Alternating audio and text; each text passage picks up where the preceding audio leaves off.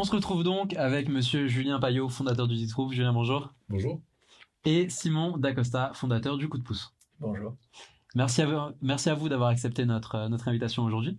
Alors, vous êtes tous les deux dans des secteurs d'activité différents, mais vous avez des parcours qui se rejoignent, de par vos activités professionnelles avant d'être entrepreneur et de faire ce que vous faites aujourd'hui. Alors, Julien, on ne te présente plus. Tu deviens un habitué du TYS. Partie des meubles maintenant. Donc ça nous fait plaisir, ça veut dire que tu te sens bien chez nous. Donc ça, c'est parfait. Donc du coup, le 10 Group, on avait parlé dans l'émission précédente sur le coaching qu'on avait fait à Marseille. Ouais. Et là, tu es sur un nouveau projet, ou on va dire une transition en termes d'activité, si on peut appeler ça comme ça. Tu vas pouvoir nous en parler un peu.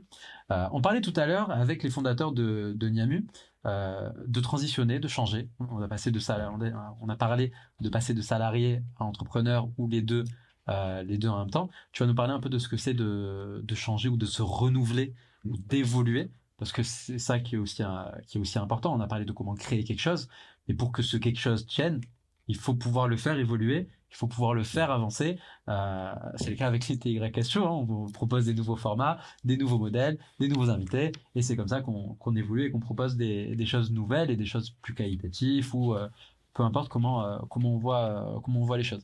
Est-ce que tu peux nous parler du coup pas de ta transition, mais de ton évolution depuis la dernière fois qu'on s'est vu sur un plateau?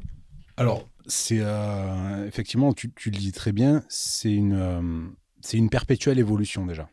L'entrepreneuriat, enfin, on va être amené à en parler, mais pour ma part, depuis la dernière fois qu'on a discuté, effectivement, on a parlé du sujet du coaching. Moi, depuis que j'ai créé l'entreprise, je fais surtout beaucoup d'animation de formation, parce que j'ai été amené à travailler avec des partenaires, des organismes de formation qui me font confiance, enfin, qui m'ont fait confiance et qui continuent à me faire confiance. Donc pour ça, c'est génial.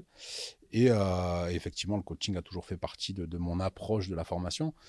Et aujourd'hui, il est temps pour moi de concrétiser une idée et de passer, c'est ce qu'on se disait tout à l'heure, de passer de l'idée au projet et de passer surtout à l'action.